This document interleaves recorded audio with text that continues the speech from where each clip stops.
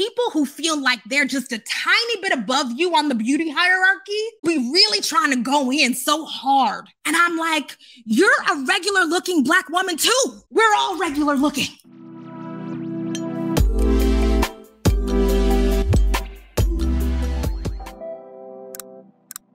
Erica Banks. So honestly, this is one of those things that y'all put on my radar because I never would have come across this myself. So Erica Banks is a rapper. I think she's signed to Meg Thee Stallion's old label. And she had some things to say about the kinds of people that she will allow into her space. Which ain't a certain type of look. If she don't look how I want her to look physically, I don't want her to come, because the look of everything is so important to me. Like, if she ain't thick enough, no. Her not did good enough, no. Can't dress, no. Skinny, no. And it's like, I don't feel like I'm discriminating. I just want a certain type of look. She could be the sweetest girl I ever met in my life, but if she don't look the part, I don't want her to come. Like, that's just not the vibe I'm on. Now, she can come to the cookout. She can come to the listening party. But the club, I feel like bitches got to look a certain way to come. Everybody's entitled to their own opinion. And I've never been one to convince people of liking mine. My preference of who I club with when it comes to my brand has nothing to do with y'all. Y'all never liked me anyway. So why would I care about what y'all think about anything I say? Ooh, there's some interesting stuff in there. One, this is not a new sentiment, right? I think that we had some discourse about this earlier in the summer about women being like, oh, I wish I had some baddie friends. Okay, very normal. I, of course, have experienced this in my life. I've talked on the Patreon about experiencing during that time period when I was out of school, someone that I used to date saying, oh, that girl that you hang out with said that she only wants pretty friends. And so she doesn't want you to be in their friend group, right? I went over that. Very normal for people to congregate around social hierarchy. It all comes back to the same shit, right?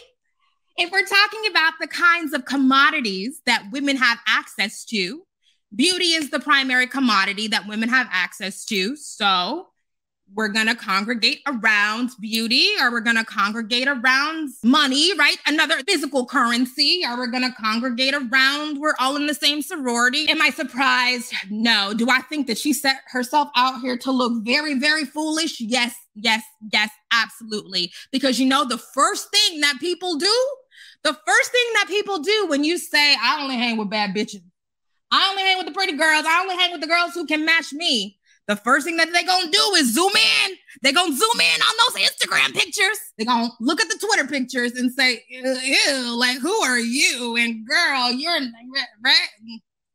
So you do set yourself up to be picked apart when you stand up on, I'm bad and I only go with baddies.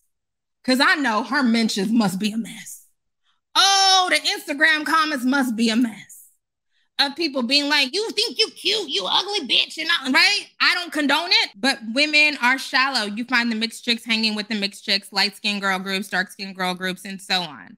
Okay, well, first of all, we are definitely not going to equate mixed women congregating together and light-skinned women congregating together with dark-skinned women congregating together. Those things are not the same at all. But yes, right? Like, we see that mixed girls hang out together, light-skinned pretty girls hang out together for sure. It's about aesthetics, and especially in the Instagram era, in the TikTok era. But I think that in addition to just saying like, oh my God, this shit is so stupid, it's also useful for us to talk about the kinds of stratification that mediate our lives, right? That like dictate so much about where we can go, where we can't go, what we have access to, and friend groups, friendships, who you can scuttle up next to, who you can shimmy up next to, has a lot of impact on the doors that you're allowed to go through. How is it different from dark-skinned girl groups? Well, dark-skinned women are historically marginalized and maligned. We still live in an anti-Black world where life just generally is just much, much harder for dark-skinned women. So if I were to, approach a dark-skinned friend group and was like, oh, like, how did y'all get together? Whatever. Even if they explicitly said, oh, I sought out these people because they're also dark-skinned, I'm assuming that they're meaning I'm looking for people who can understand the way that I'm marginalized in the world. I want to make sure that I'm not accidentally linking up with the colorist. It's about structural inequality, structural inequity.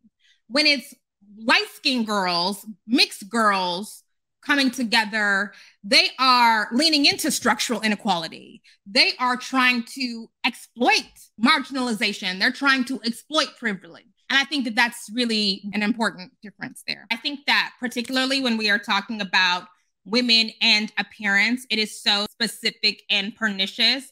And I think because most women live in fear of being ugly, so that leads to all kinds of social alienation, feelings of inadequacy, insecurities. Oh my gosh. And literally yesterday, this is why I love like being able to spend this time with my nieces, because literally yesterday, not even connected to this, we were in the car, in the line waiting for food because they were released from school early. So I picked them up and we went to lunch. And I asked them, so what do you think makes a good friend? What do you think it means to be a good friend? How do you choose your friends? And even in some of those conversations, I'm like, ooh, oh, socialization is a motherfucker, right? Because generally it's, oh, do we like the same things? But sometimes it's like, I saw her and I liked her shoes. So I went up to her and it's like, oh, what did you like about her shoes? I'm the self-appointed interrogator, okay? Like of our norms, okay?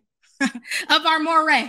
When I was talking about the people who were immediately going to go for Erica's looks, I don't condone it, but it's just inevitable.